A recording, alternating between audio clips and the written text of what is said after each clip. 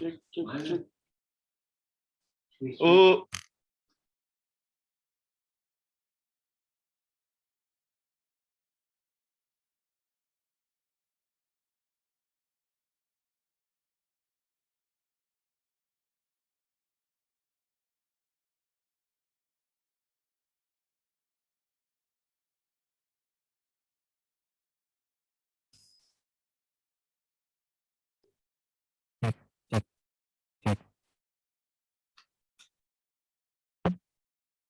Yang gua aneh ya kecil. Kalau di F16 chapternya korslet satu. Pakai headphone biar nggak feedback. Ini ada satu, tapi di sini kok belum ada ya? Oh, gue mesti halo satu. Di sininya udah zoomnya belum dibuka ya? Baru satu, dua, tiga.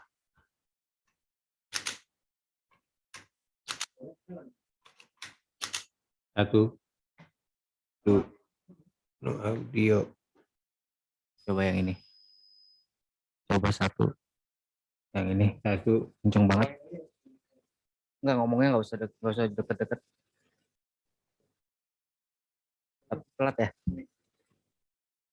Tapi telat ya. Halo. Ya tapi telat ya. Ya kalau deket ngomongnya segini aja. Ya lo atau enggak?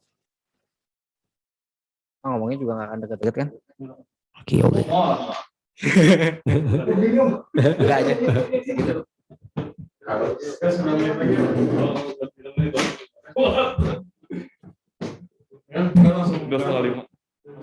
Iya yang iya di dia mah apa? Emang gini. Di sini yang kamera ini.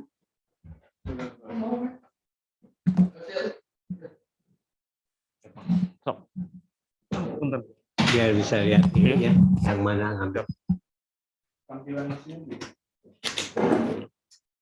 Dulu ini pakai apa ya?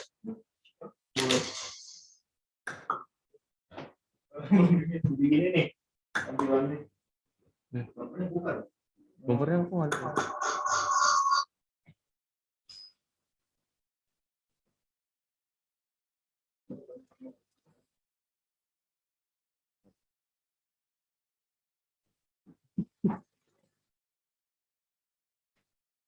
Beli. Ada suara ini nih suara ini. Suara Om Jis ada? Ada. Suara bumper ada. Nah, good.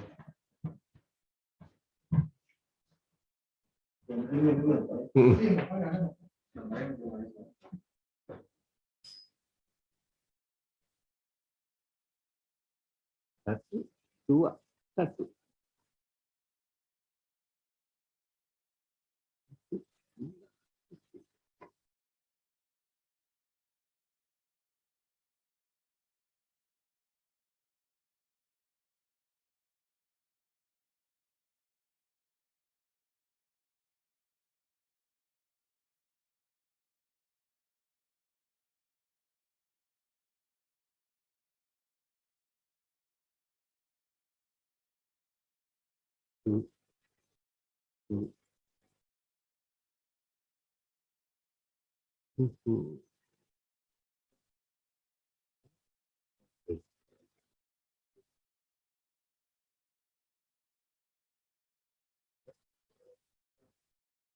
Oke. Om gua dulu yang masuk ya.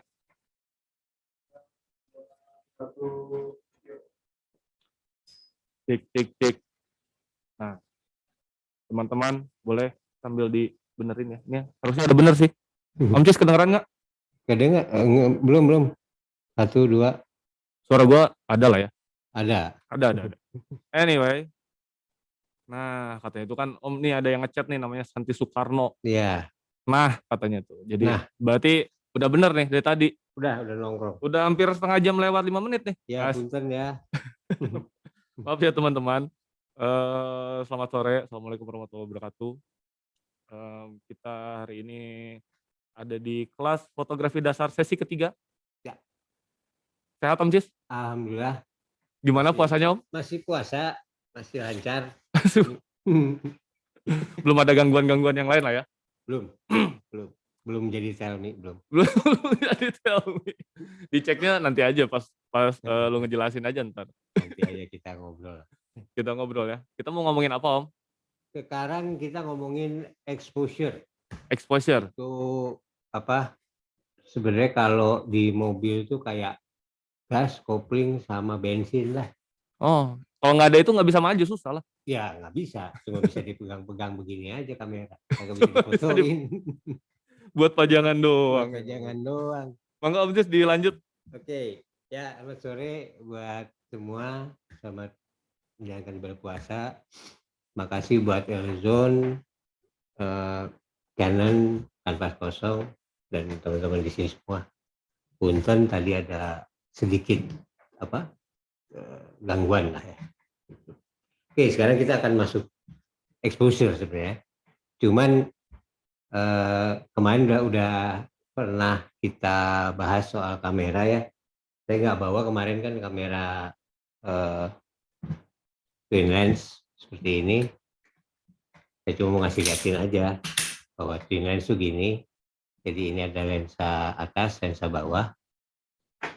Nah, seperti ini. Oke. Di sini ada, kalau kita lihat, nah ini ada viewfindernya di sini di atas. Jadi dia ngelihatnya bukan kayak kamera SLR atau kamera biasa. Dia lihatnya dari sini. Jadi lihatnya dari atas. Oke. Ada juga yang namanya rangefinder. Rangefinder itu ini kameranya kecil. Jadi melihatnya dari sini, tapi yang ngambil lensa. Nah, ini kamera rangefinder. Kecil ya. Kalau yang saya punya kemudian kecil. Ya. Oke. Nanti akan ada lagi sebenarnya bahasan tentang kamera. Tapi sekarang kita coba ke exposure dulu deh. Apa sih exposure gitu kan? Kenapa penting exposure ini untuk teman-teman tahu? Bukan mudah sebenarnya. Gampang-gampang susah lah exposure ya. Oke, kalau kita lihat slide berikutnya. Nah, ini exposure adalah setelah kita mengenal berbagai jenis kamera, lalu lensa, maka fotografi pemahaman tentang exposure adalah bagian penting untuk menghasilkan gambar yang baik dan benar. Exposure adalah keseimbangan takaran antara 3 unsur penting dalam dunia fotografi. Unsur tersebut adalah aperture, bukaan, shutter speed, kecepatan, ISO, din, asa itu kepekaan. Jadi ISO, asa, din, kepekaan sensor atau film terhadap cahaya. Dengan mengerti 3 unsur ini, sebenarnya kalian bisa menghasilkan gambar yang baik, gitu ya, yang enak untuk dilihat, bisa ngatur gelap terangnya dan sebagainya. Jadi kayak tadi saya dari awal bilang, sama seperti mobil, ada bensin, ada gas, ada kopling. Kalau itu semuanya benar, jalan juga. Oke, di sebelah kanan kelihatan dalam gambar itu adalah angka-angka. Jadi kalau tadi bukaan aperture itu kita lihat gambar yang bawah, angkanya 1.2, 2, 2.8, 4, 5.6, 8, 11, 16 dan seterusnya. Sementara kalau speed itu shutter speed itu gambar yang atas kelihatan ada B 1, 2, 4, 8, 15, 30, 60, 125, 250 dan seterusnya. Itu speed. Jadi itu posisi-posisi yang kalian harus tahu di kamera kamu, terutama kamera analog.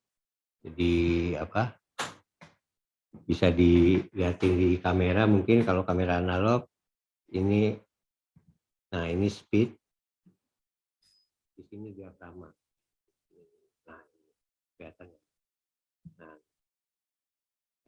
ini diafragma, ini shutter speed. Gitu. Ini nggak jauh dari tangan kanan, selalu shutter speed. Ini diafragma di sini. Jadi emang posisi kita motret kan seperti ini. Jadi emang selalu ini shutter speed. Jarang sekali di sini diafragma, di sini shutter speed. Tapi ada kamera-kamera yang seperti itu. Merek misalkan Olympus, dia speed sama ininya di sini semua.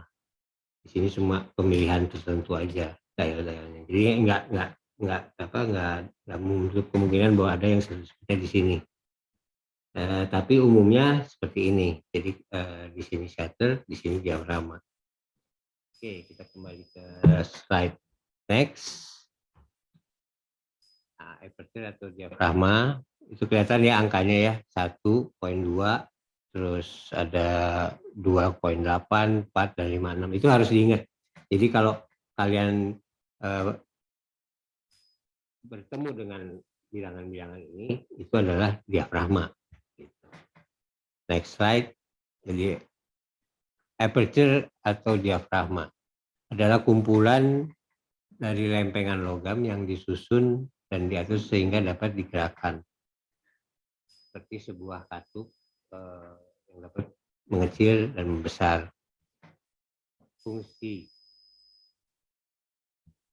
Fungsi diafragma, fungsi dasar adalah untuk mengatur jumlah cahaya yang masuk ke dalam film. Jadi ke dalam film ini. Diafragma juga mengatur ketajaman gambar atau DOF. Sering bilang kan, DOF-nya berapa nih? DOF-nya bagus nih. Itu artinya panjangannya depth of field, jadi ruang tajam. Posisi pengaturannya ada di belakang pengaturan fokus. Tadi kita sudah lihat ya dalam peragaan. Sebelah kiri itu adalah gambar diafragma pada bukaan 56. Jadi kira-kira di tengah-tengah antara yang paling besar dan paling kecil. Next slide. Nah, ini adalah perkiraan dari, sebenarnya di mata kita juga udah ada namanya iris. Itu ada apa? Diafragma itu ada di mata kita, tapi bentuknya tidak sekaku seperti gambar yang sebelah kiri.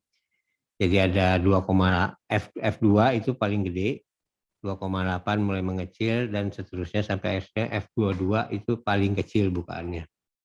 Jadi ini sebetulnya alat untuk mengatur supaya kalau di mata iris itu supaya nggak terlalu silau. Jadi kalau kita mendadak lihat yang silau, dia mengecil. Begitu melihat yang agak gelap, dia ngebuka. Sama seperti katanya mata kucing. Mata kucing kan bisa jadi mengecil dan membesar kalau kita lihat di ininya ya, di mata kucingnya. Oke, next slide. Tabel bukaan. Nah, ini sedikit ilustrasi aja bahwa yang ke kiri bukaannya 1,4 itu fokus bukaan besar, fokus tipis. Nanti saya jelasin kenapa fokusnya tipis. Dia membayarkan cahaya masuk lebih banyak. Jadi cahaya yang masuk kalau yang kiri itu akan jauh lebih banyak ketimbang bagian yang kanan, yang F-nya 22. Dia bukaannya kecil, fokusnya lebar. Masuk cahaya lebih sedikit. Nah, yang paling tengah itu biasanya yang normal. Jadi ini kira-kira tabel bukaan. Jadi angkanya selalu 1,4, 2,8, F4, 5,6, 8, 11, 16, 22, 32. Bahkan di digital bisa ada yang sampai 64 dan sebagainya. Oke, next slide. Ini juga sekedar ilustrasi bahwa makin kecil itu cahaya yang masuk makin kurang. Jadi kelihatan di situ bahwa dengan F16 gambar kalian akan lebih gelap ketimbang kalian pakai F14. Dia terang banget. Jadi ini kalau kita bicara cuma sendirian ya, jadi F number aja. Semakin besar angka diafragma bukanya, semakin kecil. Artinya semakin sedikit cahaya yang masuk. Jadi seperti yang di atas, angkanya besar, bukaannya kecil. Akhirnya dia karena kecil, bukaannya cahayanya semakin sedikit. Semakin kecil angka diafragma bukannya semakin besar, artinya semakin banyak cahaya yang masuk. Jadi kebalikan dari yang itu, semakin kecil angka, bukannya makin besar, cahaya yang masuk makin banyak. Diafragma mempengaruhi jumlah cahaya yang masuk ke dalam film, bisa juga mengatur kontras. Jadi selain banyaknya cahaya, bisa juga dia pengaruh ke kontras. Bisa dilihat di gambar, itu kelihatan rumah itu yang paling enak ternyata di 56, tapi tergantung juga 56 itu untuk gambar tersebut, tapi tiap ini kondisi nggak selalu 56 itu pas gitu ya. Kapan kita bukaan besar dan kecil tergantung pada kondisi cahaya di setiap lokasi pemotretan. Jadi kalau di luar biasanya yang dipakai itu 56 ke atas, f8, f11, f16. Kalau di dalam ruangan biasanya 56 ke bawah, itu 4, 2,8, 2 dan 1,4 gitu. Next slide. Oke, bila kita memotret sesuatu maka ada 3 urutan bidang yang harus diperhatikan. Biasa kita sebut sebagai latar depan, latar belakang, objeknya, dan latar belakangnya. Nah, di sini sebenarnya kita ngebahas lebih ke tadi DOF, DOF, depth of field itu namanya. Di gambar kelihatan itu depth of field, dia ngambilnya yang habis orang motret ada buletan kecil itu kembang, itu depth of field-nya dia ngambil daerah situ. Nah, depth of field ini ruang tajam adalah ketajaman gambar yang dihasilkan dengan mengatur bukaan diafragma pada lensa kita, sehingga kita dapat memilih bagian mana saja yang akan nampak fokus dan bagian mana yang tidak fokus. Jadi kalau lihat di gambar, mungkin mudah-mudahan pada jelas gambarnya. Di situ kelihatan si bapak dia motret 3 bidang, ada kembang, ada rusak, dan ada background pemandangan. Dengan bukaan 2,8 dia hanya dapat kembangnya aja. Begitu dia tutup diafragma ke 5,6, dia akan dapat kembang dan rusak. Dan begitu akhirnya ditutup sampai ke F11, F number 11, dia bisa dapat semuanya. Nah, itu yang dikatakan depth of field. Jadi kadang-kadang kalau kita motret dengan bukaan yang besar, itu dapatnya cuma tipis aja. Makanya tadi saya bilang di awal-awal fokusnya tipis. Tapi begitu kita tutup diafragmanya, bukaannya kecil, itu fokusnya lebar, jadi tebal. Karena dia dapat dari depan, foreground, objek sampai ke background. Sebenarnya depth of field juga bisa diatur dengan penggunaan lensa. Nanti kita bahas lebih ke belakang lagi ya. Jadi ini cuma prinsip dari si diafragma. Jadi kalau nggak percaya, ini mungkin bisa lihat. Ini diafragma ketutup. Ini diafragma kebuka. Kelihatan nggak? Tahu.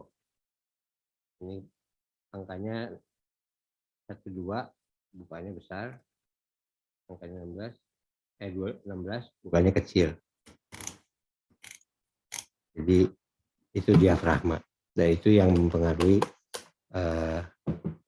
ruang tajam dari pemotretan kalian. Wah, ada gempa. Oke. Next slide. Nah, ini sedikit lah ya ilustrasi tentang ruang tajam tadi. Jadi saya motret dengan lensa Tele-Lens 105. Yang kiri itu adalah bukaan di 16, sementara yang kanan adalah bukaan di 2, F2. Jadi jauh banget perbedaannya. Yang kiri bisa jauh lebih tajam sampai ke belakang, sementara yang kanan hanya di objek yang saya mau foto, yaitu daun. Kapan kita mau pakai itu ya, itu tergantung dari seleranya kalian sebetulnya. Kayak gitu-gitu. Jadi misalkan motret burung, terus burung itu ada di daunnya, tentu akan jauh lebih bagus dengan bukaan dibuka ya di objek yang tipis sebelah kanan. Tapi kalau misalkan mau ada informasi, misalkan informasi itu tentang sesuatu, misalkan backgroundnya harus ngasih lihat sesuatu yang lebih jelas, pakai yang kanan. Itu biasanya digunakan buat ya motret-motret pakai lens seperti ini. Next slide. Oke. Jadi fungsi diafragma, kalau tadi kita lihat fungsi diafragma itu sebenarnya buat ngatur ketajaman gambar. Selain untuk mengatur menyaring cahaya yang masuk ke dalam sensor. Jadi selain dia nahan cahaya, dia juga ngatur ketajaman seperti tadi, kembang, rusak, dan background. Mana yang mau tajam itu harus diatur dengan permainan diafragma, permainan F number.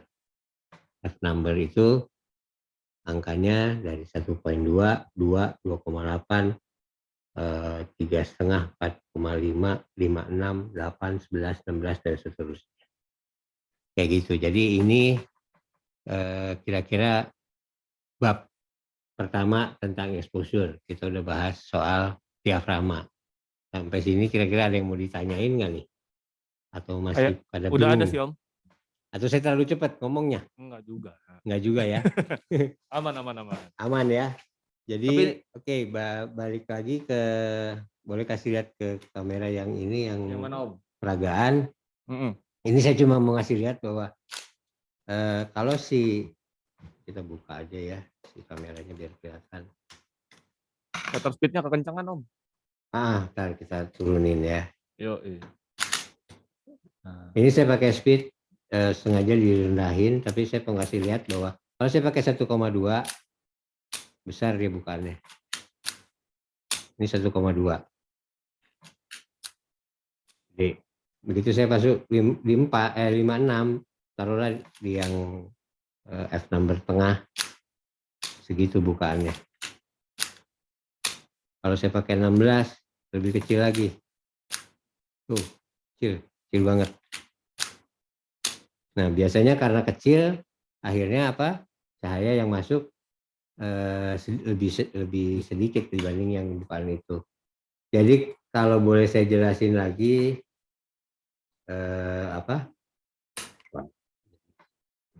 gini aja deh. Tapi nggak apa-apa, itu kan buat peragaan. Buat peragaan. Ya. Om, tapi ada hubungannya nggak sih Om, warna dan dove sebenarnya? Warna dan dove. Tadi saya udah bilang kalau warna itu permainan diafragma ini akan mempengaruhi ketajaman gambar dan juga kontras. Jadi kadang-kadang dengan ditutup kelihatannya warnanya lebih pekat dibanding dibuka. Kebayang gini, misalkan kayak kita masukin air ke dalam gelas. Kalau airnya kita bukanya kecil, si gelas tuh penuhnya enak tuh. Ya, betul. Dan waktu perlu lebih lambat. Tapi kalau kerannya kita buka langsung gede, cepat dia masuk ininya, tapi gambarnya nggak akan rata. Kalau air tuh muncrat kemana-mana. Jadi mungkin pengaruh warna juga ada karena itu gitu. Begitu ditutup, warna tuh seolah-olah jadi lebih, ya namanya juga kontras naik, akhirnya warnanya jadi berubah. Gitu. Belum lagi kan cahaya yang masuk ke dalam lensa juga kan sedikit, jadi pasti warna pun ada penurunan ya.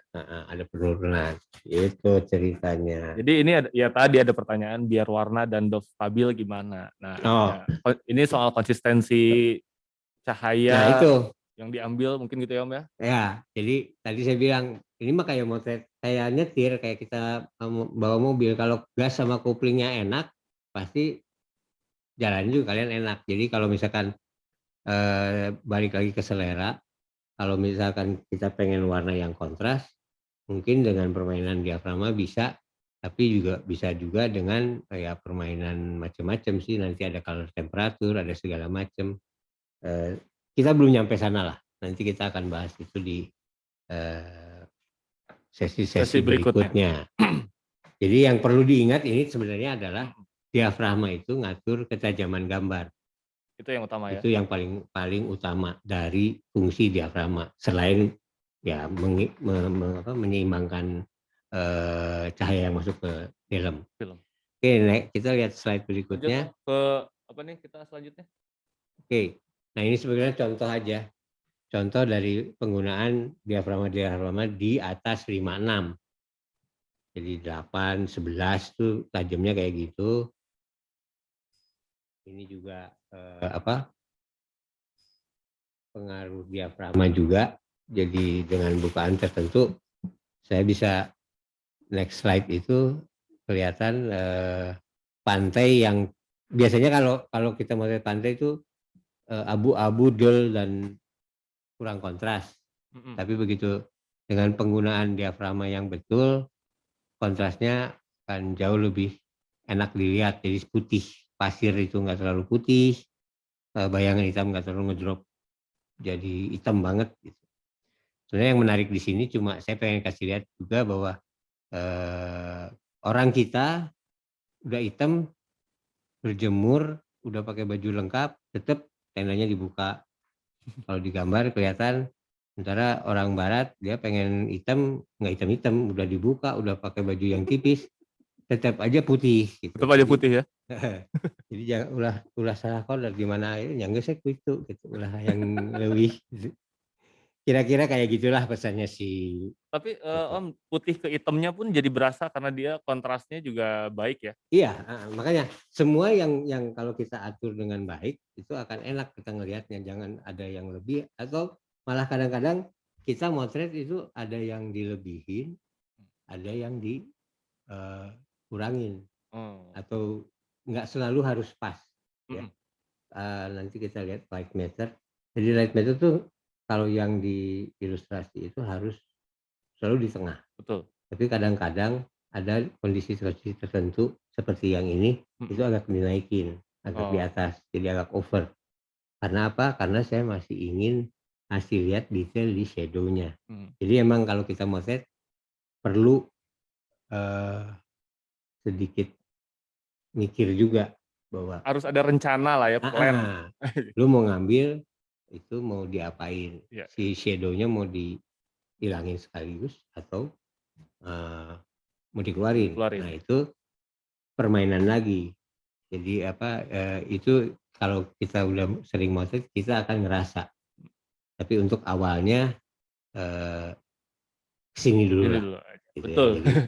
Lanjut Om ke shutter speed nih. Ya. Soal kecepatan. Nah ini nih kita akan masuk ke shutter speed. Ya. Ini next slide shutter speed itu kelihatan banget angkanya 125, 500, 250 dan 1000 itu 1/sekian detik. Jadi 1/1000 detik, cepet banget. Mata ngicep tuh kayaknya nggak sampai 1/30 kali. Ini lebih cepat dari mata ngicep. Jadi kalau boleh dilihatin lagi ke peraga,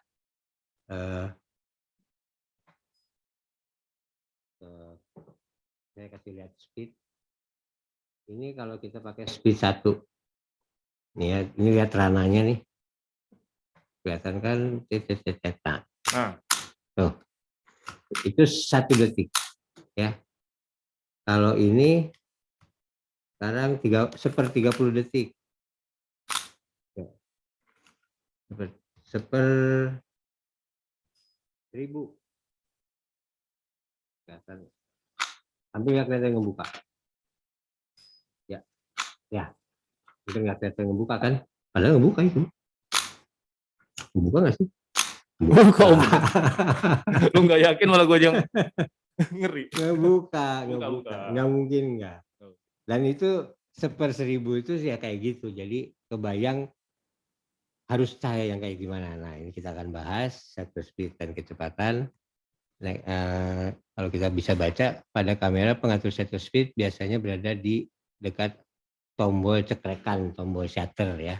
Itu di gambar kelihatan sebelahnya advance film selalu ada tombol shutter di situ, shutter speed beradanya dekat-dekat situ.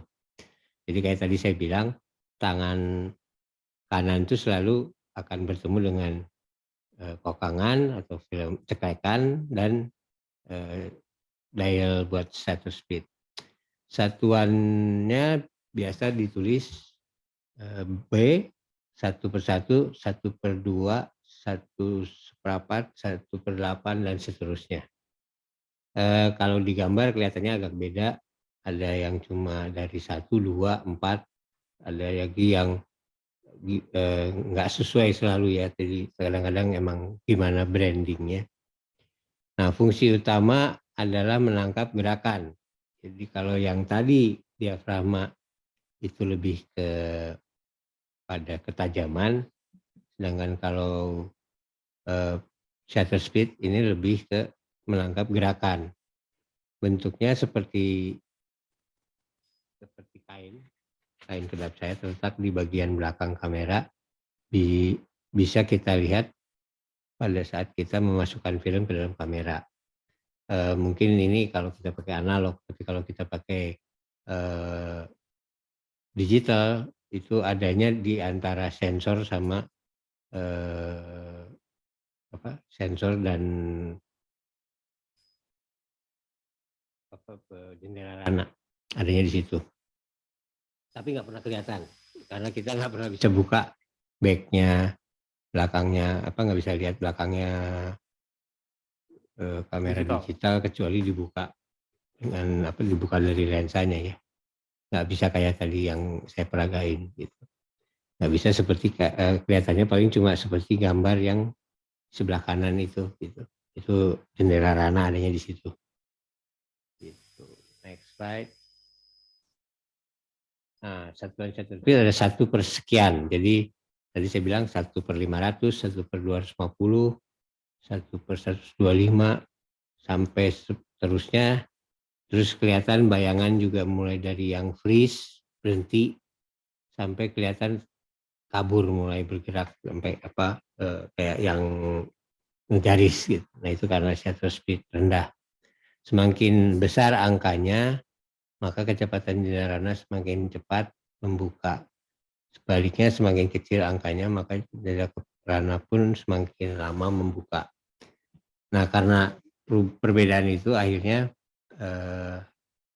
gambar itu kelihatan ada yang freeze, ada yang gerak. Akibat pengaturan angka ini bisa dilihat dari sebelah, yaitu diagram sebelah ya, kelihatan bahwa F1, F setengah sama F500 jauh banget. Jadi mungkin teman-teman suka lihat gambar panning dan itu, nah itu karena menggunakan speed yang rendah. Atau suka lihat orang yang main basket, bolanya sama dianya berhenti di tengah, nah itu speednya di atas 125, biasanya 250 atau 500/500 lah gitu. Jadi kesimpulannya di next slide, shutter speed itu adalah menangkap gerak. Bisa kita lihat dari next slide yang berikutnya. Nah, ini next slide kita lihat, saya motret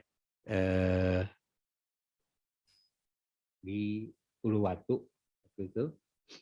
Ini pakai tele panjang dengan speed di atas 500 itu sampai 1000. Jadi bisa kelihatan itu percikan airnya bisa berhenti. Ini kondisinya juga beneran hanya bisa 1000 karena kondisi cahayanya lagi redup. Jadi saya nggak bisa ambil dengan kecepatan yang lebih dari itu karena kondisi cahaya juga lagi, mataharinya lagi di balik awan. Jadi nggak terlalu keras seperti umumnya kalau teman-teman lihat foto-fotonya majalah-majalah surfing itu selalu cahayanya lebih bagus. Ini saya ngambil dengan cahaya yang tidak terlalu keras. Tapi bisa kelihatan kira-kira bahwa dengan speed cepat itu freeze-nya kayak gitu. Nah, slide berikutnya kebalikan. Jadi kalau tadi saya pakai speed di 500 sampai atas 1000, ini saya pakai justru di bawahnya 60. Ini pakai 30, 15 lah gitu. Saya lagi jalan ngelihat si bapaknya ketiduran, tapi barang dagangannya gerak-gerak terus gitu. Jadi itu yang ingin saya tangkap. Nah, jadi emang kadang-kadang kita motret perlu mikir. Kadang-kadang dengan permainan diafragma, permainan speed itu ada pesan-pesan yang bisa ditonjolkan ya. Kayak di sini emang sengaja saya gerakin si barang dagangannya kayak yang mau udahlah pergi gitu. Sementara si bapaknya ya udah tua, capek, dia pengen tidur, istirahat dulu lah gitu. Pesannya seperti itu. Next slide. Oh, ini udah baru masuk lagi ke ISO. Belum ada pertanyaan nih, Jack? Belum, Om. Belum ya? Kita terusin Tapi aja. kayaknya harus dikasih tahu dulu, Om. Kalau nanya dapat goodie bag.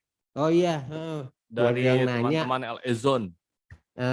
Dapat goodie bag dari LA Zone, terus isinya apa nanti lihat sendiri aja. Pokoknya yang nanya akan dapat seperti itu. Pokoknya ada 5 item apa 7 item, ya banyak lah pokoknya 5 item. 5 item ya, lumayan. Yang pasti bukan kamera ya. Yang pasti belum. Bukan kamera. Belum. Tapi lumayan lah, kan nanya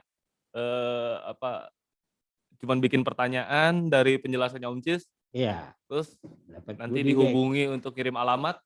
Sambil ngabuburit nungguin paket kan oke banget. Nah, benar. Oke. Jadi kita udah sampai ke 2 bahasan aja ya. Betul. Diafragma dengan fungsi sebagai lebih kepada ketajaman, speed lebih pada menangkap gerakan. Jadi itu dua prinsip yang jauh beda, tapi adanya di satu kamera.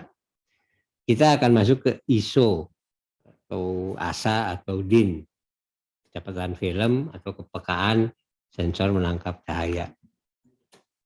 Oke, kita lihat di slide aja. Langsung ke kepekaan cahaya ya, ISO DIN. Ini kelihatan bahwa ISO itu adanya selalu disumputin. Dia tuh selalu disumputin. Di sini kelihatan deket pemutaran speed. Dia selalu ada di situ dan jarang sekali orang tahu itu fungsinya buat apa. Dengan mengatur itu sebetulnya angka, kalau balik lagi ke slide-nya, itu angka 200 itu adalah menunjukkan ASA 200 si filmnya. Jadi kalau di slide-nya kelihatan, nah ini ISO 100 atau 21 derajat ditulisnya gitu ya. Itu sebenarnya sama. Jadi kalau boleh kita baca dulu, kecepatan film adalah kepekaan film terhadap cahaya, umum dikenal dengan sebutan ISO atau ASA. Satuan angkanya 25, 50, 100, 125, 200 dan seterusnya sampai 3200. Itu angka untuk ASA. Semakin besar ASA-nya, semakin peka pula film terhadap cahaya. Kalau di digital ya pada sensor. Letaknya pada kamera biasanya bersamaan dengan pengatur shutter speed dan selalu disumputin.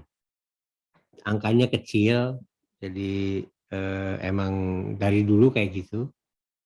Dia nggak terlalu juga diatur-atur. Jadi dalam analog fotografi pengaturan ASA hanya dilakukan 1 kali sesuai dengan film yang digunakan dan berlaku untuk 1 roll.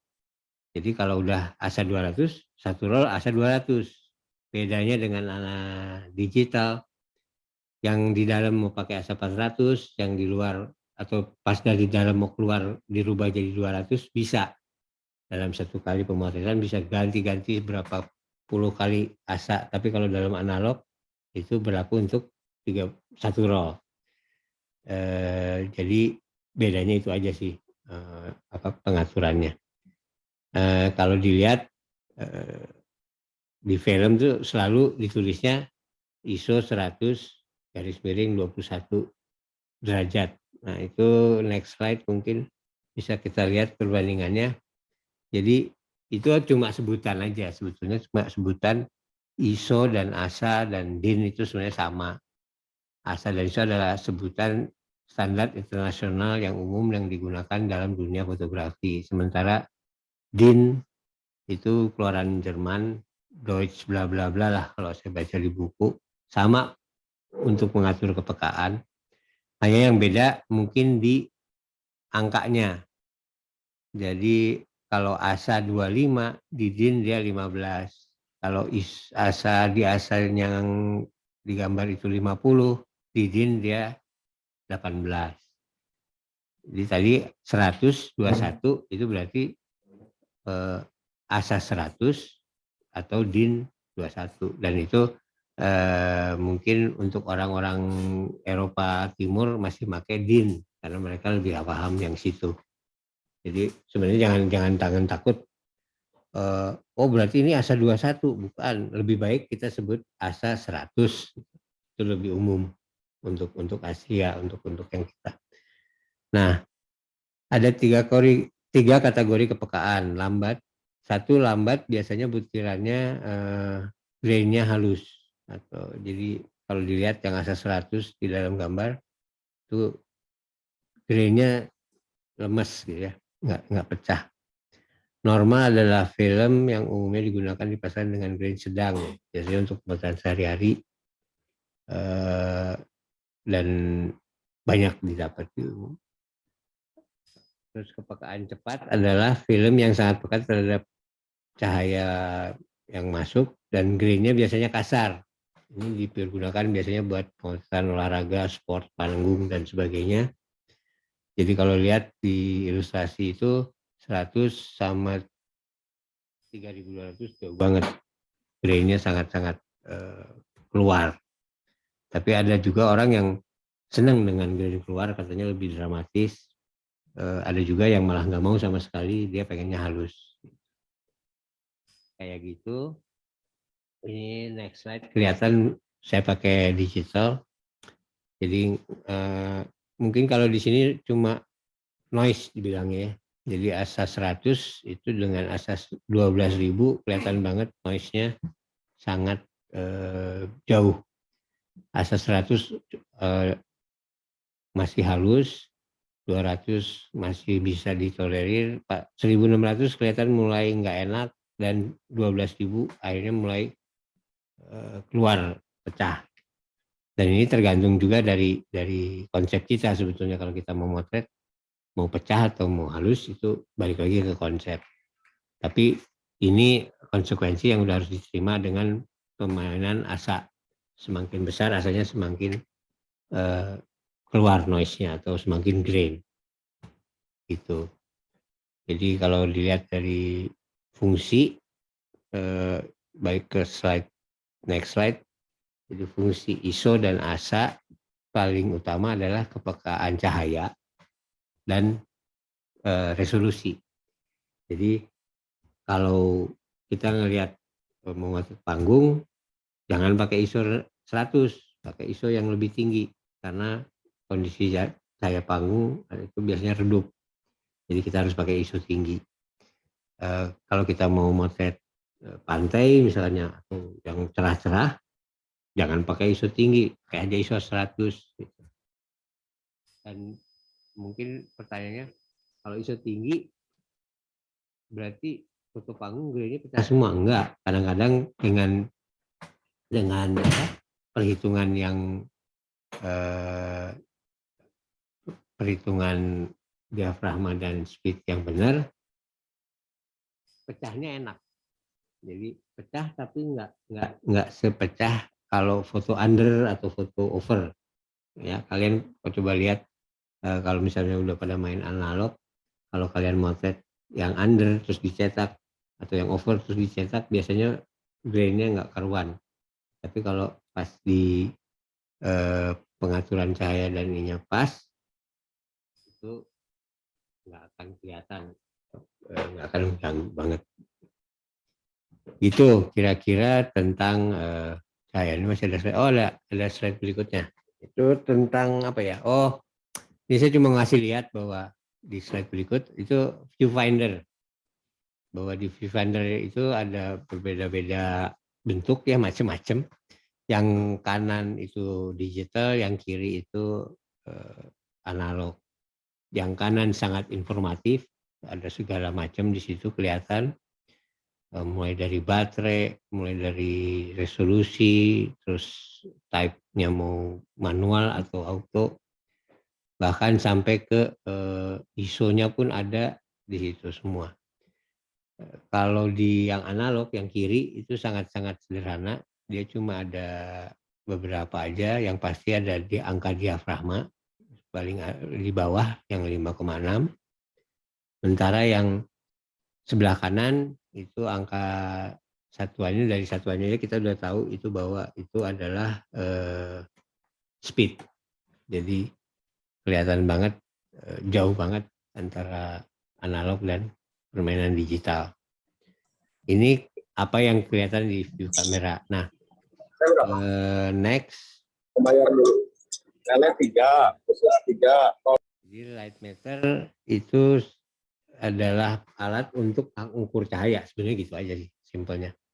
Light meter adalah alat mengukur kekuatan cahaya yang ditangkap ke dalam film atau sensor kamera. Biasanya dalam viewfinder posisinya ada di sebelah, di sisi kanan atau kiri. Bentuk penunjuknya berupa jarum atau LED yang akan bergerak ke atas atau ke bawah. Itu tergantung dari apa yang kita atur. Kalau diafragma yang diaturnya over, dia akan ke atas, atau dia speed terlalu rendah, dia akan ke bawah dan sebagainya.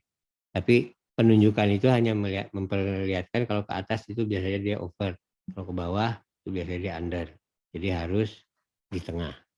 Dengan adanya light meter, kamera kita akan lebih mudah menentukan beberapa besar bukaan aperture dan sebagainya. Jadi dengan adanya itu kita bisa lihat di viewfinder itu tadi ada 56, ada speed. Nah, itu kita bisa mainin sebenarnya. Asal selama si penunjuknya ada di tengah, itu berarti menurut light meter kamera atau posisinya udah enak untuk motret, posisi pengaturannya. Nah, bentuknya light meter macam-macam, kelihatan di sebelah kanan itu ada yang jarum, ada yang hanya jarum aja, ada yang jarum dengan LED warna, ada yang di bawah, dan itu tergantung dari branding ya. Jadi yang penting dilihat adalah jarum itu selalu di tengah. Kalau itu di tengah, berarti itu menurut light meter itu adalah pengukuran yang benar. Tapi nanti kita bahas bahwa light meter itu sebenarnya nggak selalu harus diikutin, tapi bisa juga dimainin lah sebenarnya. Sementara gambar yang bawah itu adalah light meter yang biasa digunakan, kita bilang handheld, itu untuk ngatur atau untuk mengukur yang lebih detail. Biasanya kayak untuk motret iklan, untuk bikin movie dan sebagainya, kita pakai light meter yang itu, yang di bawah. Bentuknya ada yang seperti yang di kanan itu digital, yang di kiri sementara pakai jarum. Jadi dia lebih detail sebenarnya, lebih ini, tapi bacanya lebih rumit. Cuman ini semua cuma alat untuk mengukur light meter. Jadi untuk mengukur cahaya. Jadi dengan alat ini kita bisa tahu cahayanya udah baik atau belum, itu tinggal dilihat di light meter. Kayak gitu. Next slide adalah ini masih analog, jadi underexposure, good exposure, dan overexposure. Kalau di analog selalu dapat negatif ya. Jadi gambar atas itu negatif, baru di print itu yang bawah itu baru dapat positifnya. Nah, underexposure itu biasanya negatifnya kelihatan lebih terang, lebih tipis, nggak ada kontras. good exposure itu yang tengah, sementara over exposure itu yang sebelah kanan. Kelihatan pas dicetak, ternyata pas di print itu yang paling enak yang tengah, memang yang good exposure itu paling enak, sementara kiri kanan itu cuma pilihan aja, mau yang mau under atau over. Cuma kalau dilihat sebenarnya kadang-kadang kita motret itu kalau dilihat dari selera kadang-kadang ya, itu mata anak yang tengah saya lebih senang matanya lebih gelap dikit. Nah, berarti mesti di under exposure dikit kalau motret, atau nanti pas nyetak mesti ditambahin penyinaran kayak gitu-gitulah. Itu nanti kita bahas lebih dalam lagi. Yang penting sekarang ini adalah dasar dari kalian motret. Nah, sampai sini kira-kira gimana, Ja? Ada yang mau bertanya? Apa ada yang ngajuin pertanyaan? Ada yang bertanya banyak sebenarnya. Oh, banyak juga. Ini kita rekap dulu dikit ya Om ya. Ya. Sebetulnya kayak light meter, terus viewfinder, grain, bagaimana si film menangkap kepekaan cahaya dengan ISO dan lain-lain.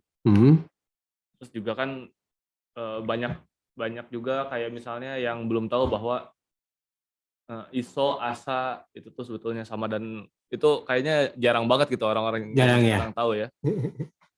Ya memang kadang-kadang istilah-istilah itu apa ya? Karena mungkin di dalam era digital itu nggak keperhatiin karena orang langsung jadi sih. Kalau analog kan kita emang mesti tahu semua itu, mesti tahu diafragma, mesti tahu speed supaya ya bayangin kita motret cuma ada 36 kali kesempatan untuk dapat hasil yang bagus karena satu roll isinya cuma 36. Jadi mau nggak mau akhirnya ya istilah-istilah itu keluar lah, grain dan sebagainya.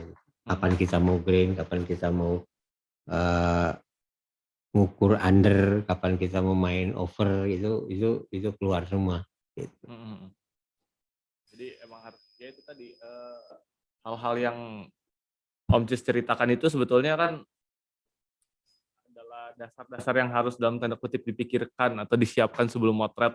Ya. Jadi agar supaya hasilnya bisa tertebak, hasilnya bisa enak, bisa lebih baik, sesuai dengan yang diinginkan, itu sih yang utama. Tuh. Om, ada yang nanya Om? Ya.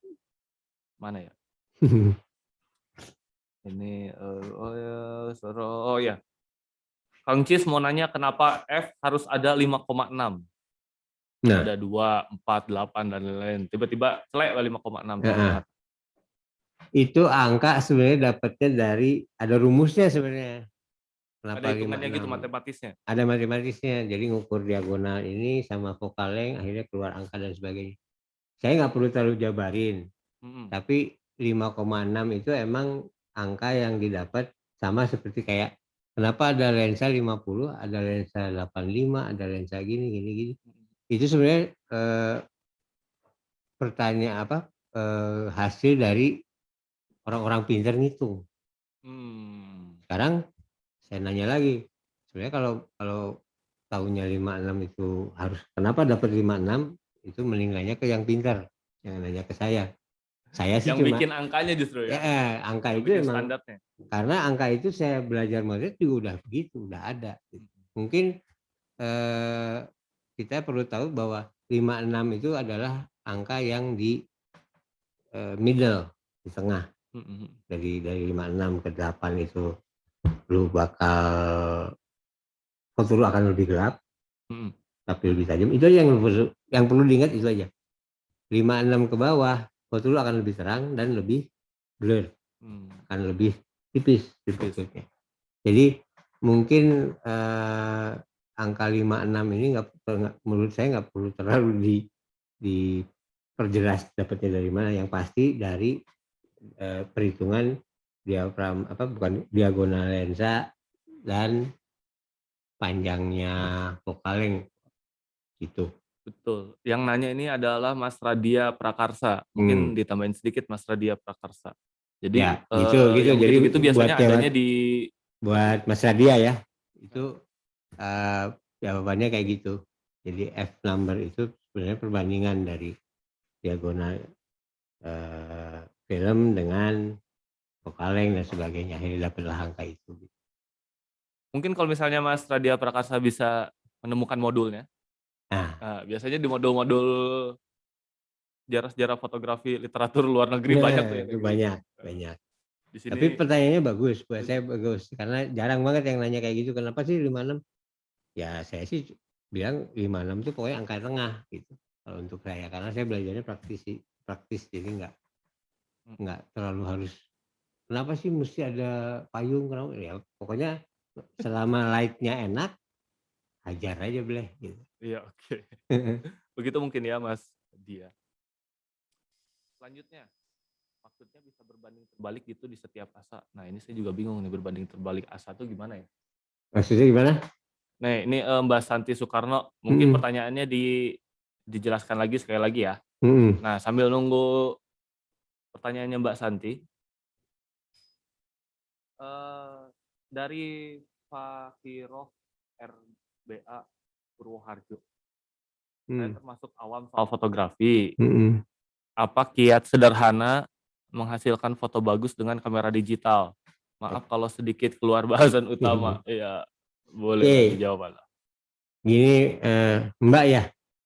Sepertinya Mas Fakiroh. Oh Mas. Atau Mbak. Yang nanya. Oh Mbak. Mbak. Oke, jawab pertanyaannya sebenarnya apalagi dengan digital.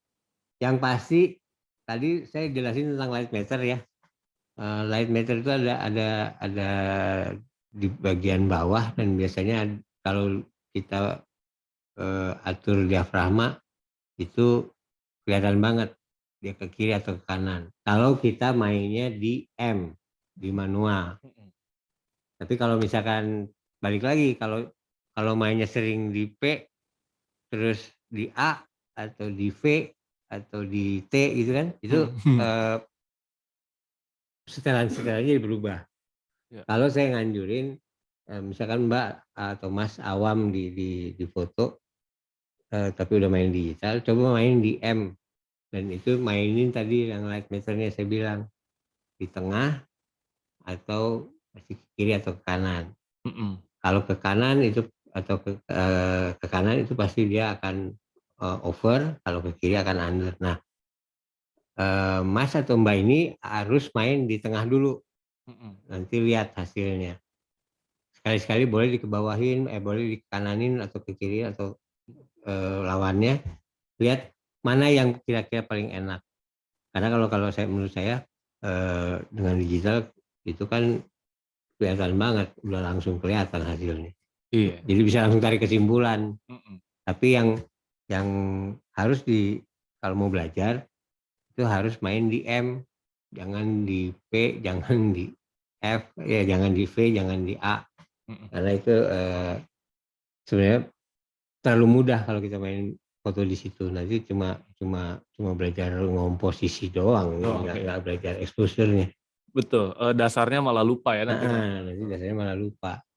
Nanti ditanya kenapa ini pakai gini, nggak tahu. Nah kan jelek juga kalau kita disuruh sama Om Cis. Ya, kenapa kayak gini hasilnya? Ya disuruh sama Om Cis. Oke, begitu kurang lebih Mbak Fakiroh.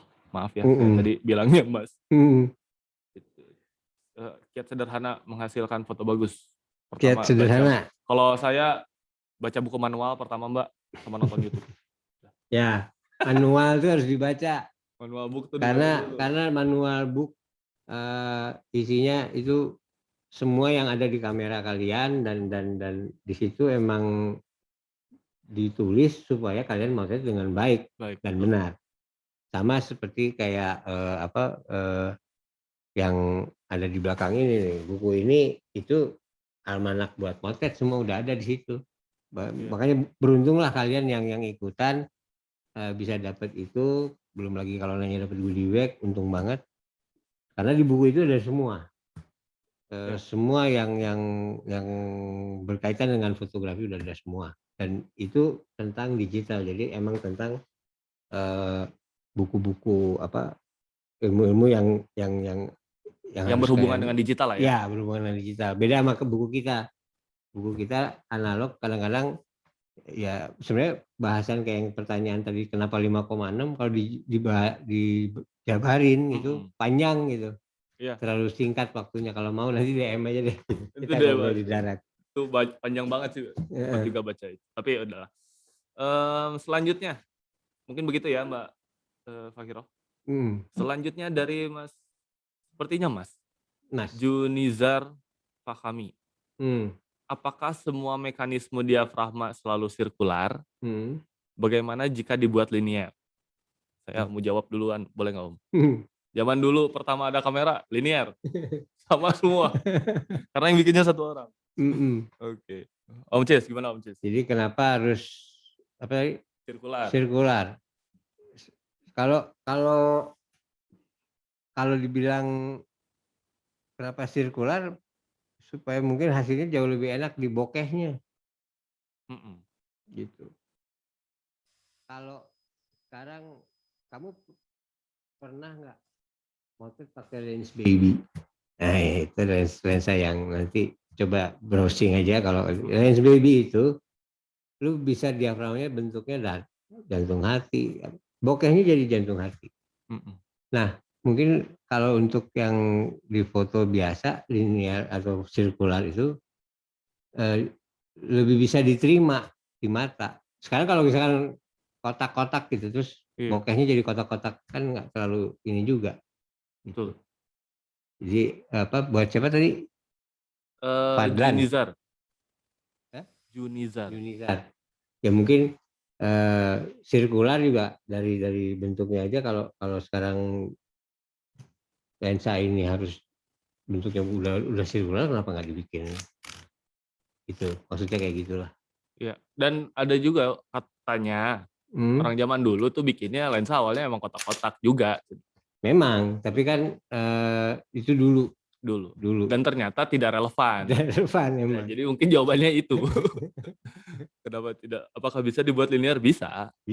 Tapi tidak relevan dengan mata nyamannya mata kita gitulah ya. Ya kayak gitulah. Orang-orang zaman dulu juga risetnya begitu ya, sana ya arahnya. Berarti karena lebih general ya? Ya betul Mas Junizar, lebih general. Kalau pakai yang sirkular.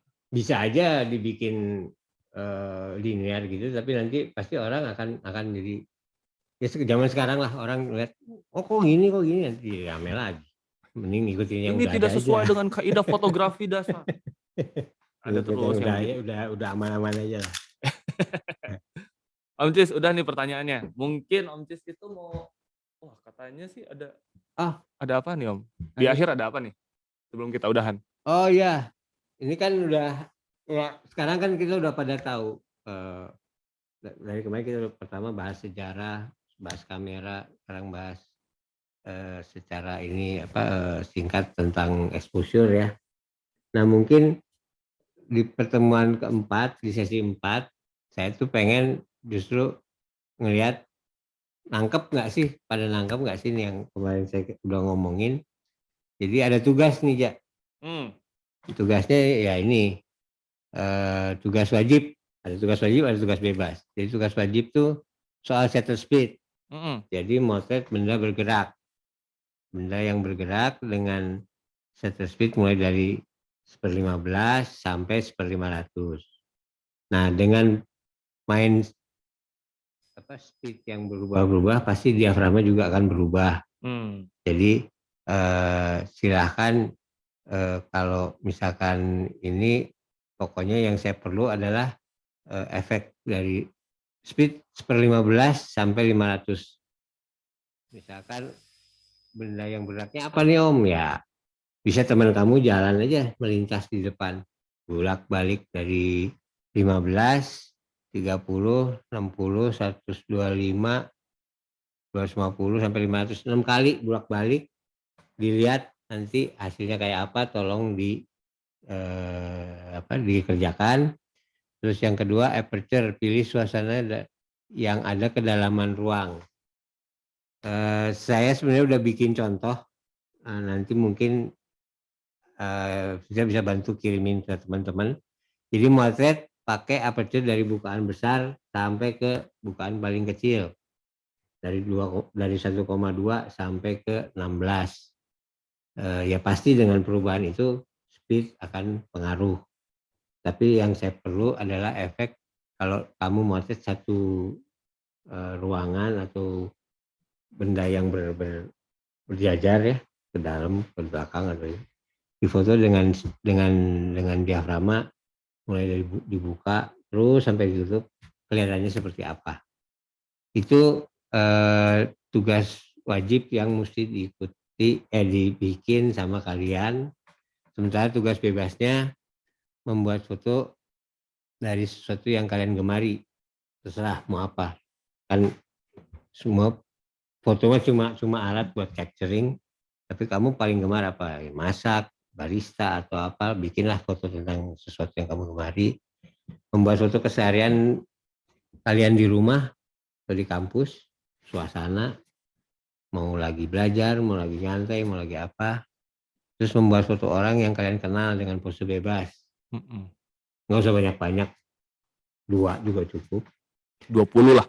20 boleh. Itu ditantang sama Firza, 20.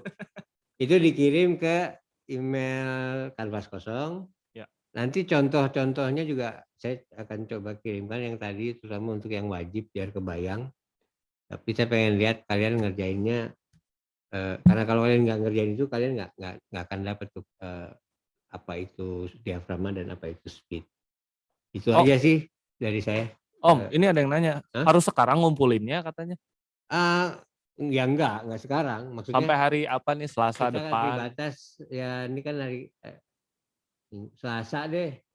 Selasa udah ngumpul, jadi Minggu kalian bisa jalan-jalan dikit lah, nyari-nyari sesuatu. Gitu. Selasa kita bisa, ya maksudnya tim kita bisa lihat-lihat juga ya. Bisa dikorek.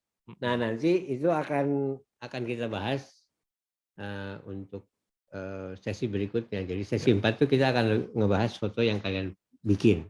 Nah itu seru banget tuh biasanya. Itu lebih seru.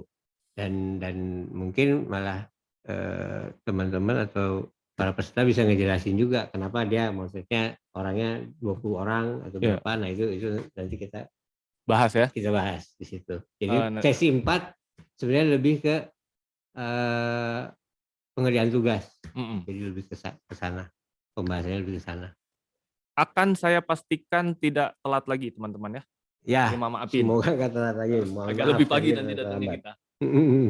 Juga ya gitulah pokoknya. Oke ya. Om Cis sudah nih? Udah. Oke. Atur nuhun buat semuanya. Terima kasih buat atensinya. Mohon maaf tadi ada keterlambatan. Semoga minggu depan tidak, dan minggu depan kita bisa bahas tugas-tugas kalian. Gitu aja. Jangan lupa nanti buat yang tadi bertanya, kayaknya mesti dikirim kan tuh ya? Iya, goodie bag. Akan dihubungi? Nanti akan dihubungi panitia. Dihubungi panitia. 17 Agustusan. Dari RT sekian. Oke, terima kasih teman-teman. Sampai ketemu di sesi keempat. Semoga bermanfaat. Selamat berbuka puasa bagi yang menjalankan. Assalamualaikum warahmatullahi wabarakatuh.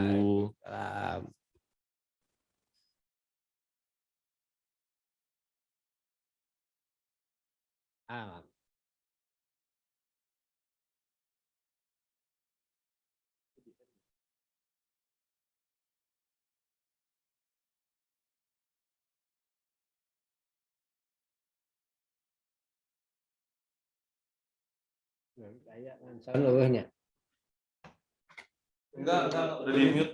Di mute.